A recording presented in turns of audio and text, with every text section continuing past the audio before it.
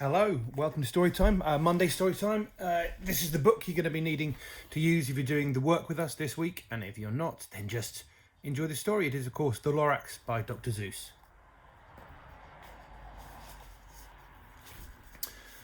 At the far end of town, where the grickle grass grows, and the wind smells slow and sour when it blows, no birds ever sing excepting old crows, is the street of the lifted Lorax.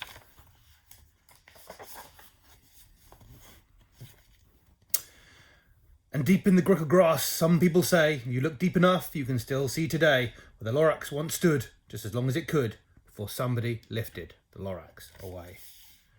What was the Lorax, and why was it there, and why was it lifted and taken somewhere from the far end of town where the grickle grass grows? The old onceler still lives there. Ask him, he knows.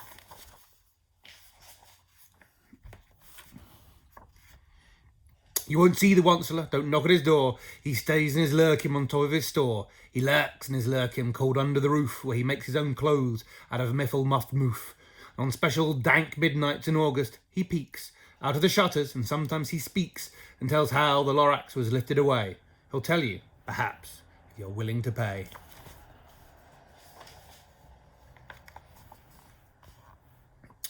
On the end of a rope, he lets down a tin pail. You have to toss in 15 cents and a nail, and the shell of a great-great-great-great-grandfather snail.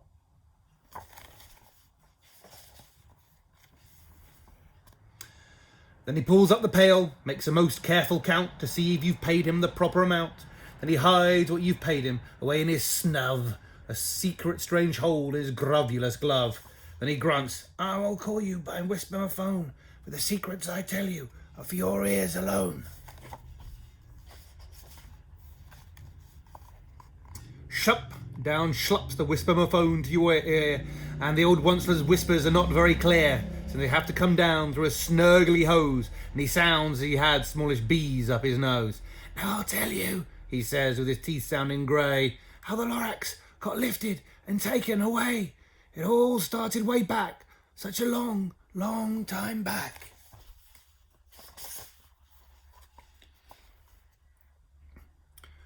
Way back in the days where the grass was still green, and the pond was still wet, and the clouds were still clean, and the song of the swummy swans rang out in space, one morning I came to this glorious place, and I saw the trees, the Truffula Trees, the brightly coloured tufts of the Truffula Trees, mile after mile in the fresh morning breeze.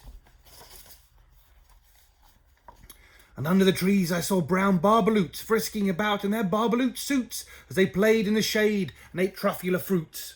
From the ripulous pond came the comfortable sound of the humming fish humming while splashing around. But those Truffula Trees, all my life I've been searching for trees such as these. The touch of their tufts was much softer than silk. They had the sweet smell of fresh butterfly milk. I felt a great leaping of joy in my heart. I knew just what I'd do. I unloaded my cart.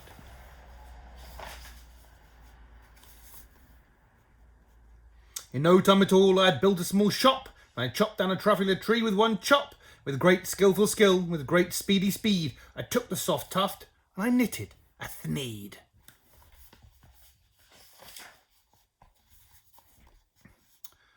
The instant I'd finished, I heard a gazump. I looked, I saw something pop out of the stump of the tree I'd chopped down. It was sort of a man. Describe him, that's hard. I don't know if I can.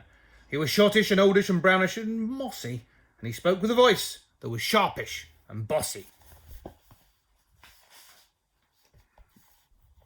Mister, he said with a sawdusty sneeze, I am the Lorax, I speak for the trees. I speak for the trees have no tongues, and I'm asking you, sir, at the top of my lungs.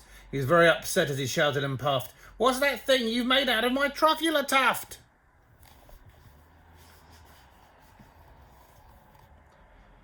Look, Lorax, I said, there's no cause for alarm. I chopped down just one tree. I'm doing no harm. I'm being quite useful. This thing is a thneed. A thneed's to find something that all people need. It's a shirt, it's a sock, it's a glove, it's a hat. But it has other uses. Yes, far beyond that.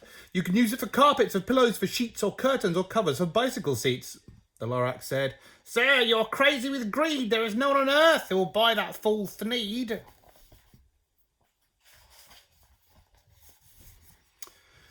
But the very next minute I proved he was wrong, for just at that minute a chap came along, and he thought that the Thneed I'd knitted was great, and he happily bought it for $3.98.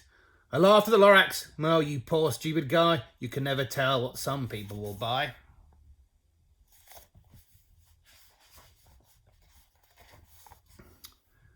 At no time at all, the factory I built, the whole Onceler family was working full tilt. We were all eating Thneeds just as busy as bees to the sound of the chopping of Truffula Trees. Then, oh baby, oh, how my business has grown. Now chopping one tree at a time was too slow. So I quickly invented my super axe hacker, which whacked off 4 Truffula trees at one smacker. We were making Thneeds 4 times as fast as before. That Lorax? Well, he didn't show up anymore.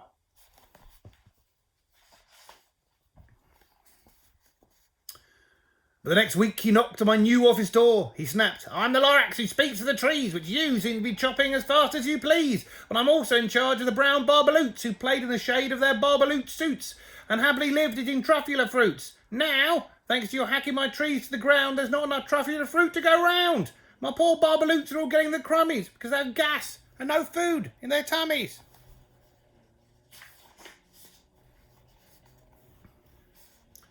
"They love living here, but I can't let them stay. They'll have to find food, and I hope that they may. Good luck, boys," he cried, and he sent them away. I, the Onceler, felt sad as I watched them all go. But business is business, and business must grow, regardless of crummies in tummies, you know.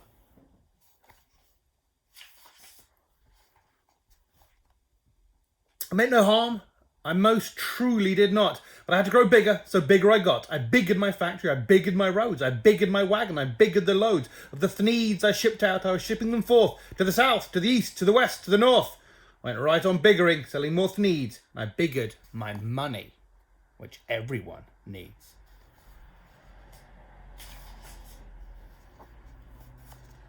Then again he came back. I was fixing some pipes when that old nuisance Lorax came back with more gripes. "I'm the Lorax." He coughed and he whiffed. He sneezed and he snuffled. He snargled, he sniffed. "Onceler," he cried with a cruffulous croak. "Onceler, you're making such smogulous smoke. My poor swummy swans, why they can't sing a note. No one can sing who has smog in his throat."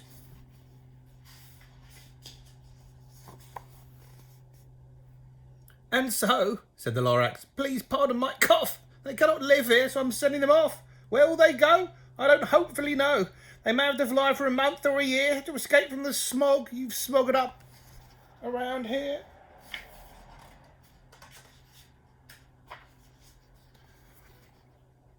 "What's more," snapped the Lorax, his dander was up, "let me say a few words about Glippity-Glup. Your machinery chugs on day and night without stop, making glippity-glup, also sloppity-slop. And what do you do with this leftover goo? I'll show you, you dirty old Onceler man, you."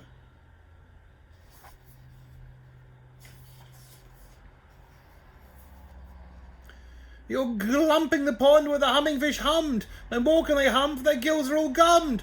So I'm sending them off. Oh, their future is dreary. They'll walk on their fins and get woefully weary in search of some water that isn't so smeary."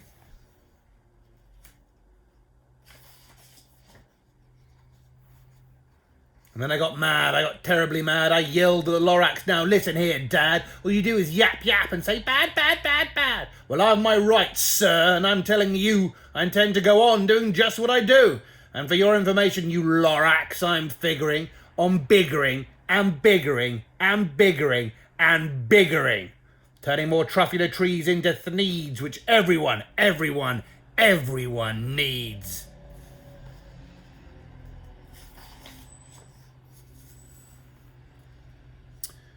At the very moment we heard a loud whack, from outside in the fields came a sickening smack of axe on a tree, and we heard the tree fall, the very last Truffula tree of them all.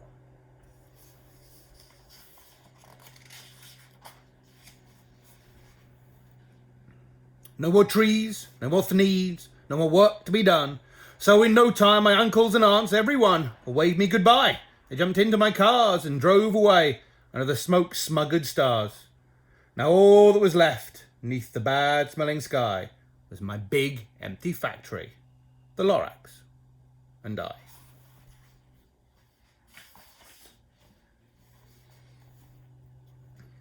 The Lorax said nothing, just gave me a glance, just gave me a very sad, sad backwards glance as he lifted himself by the seat of his pants. I'll never forget the grim look on his face when he hoisted himself and took leave of this place through a hole in the smog without leaving a trace.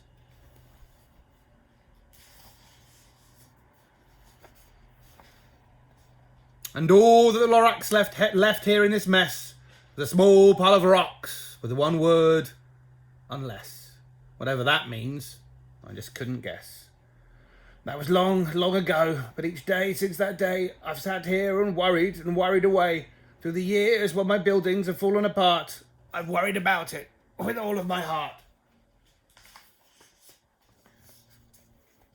But now, says the Onceler, now that you're here, the word of the Lorax seems perfectly clear. Unless someone like you cares a whole awful lot, nothing is going to get better.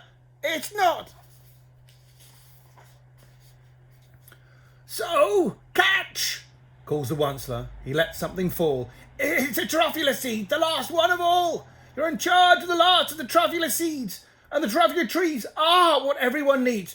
Plant a new Truffula, treat it with care, give it clean water and feed it fresh air. Grow a forest, protect it from axes that hack. And the Lorax and all of his friends may come back.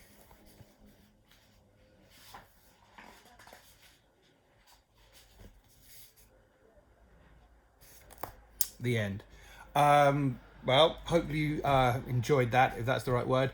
And you'll be able to do some really good work on that this week. What you'll notice over the next few weeks, a lot of the books we'll be doing are about planting and growing things. And I think that one is no exception, although slightly in reverse. So yes, hopefully you might even get a chance to plant some things yourself.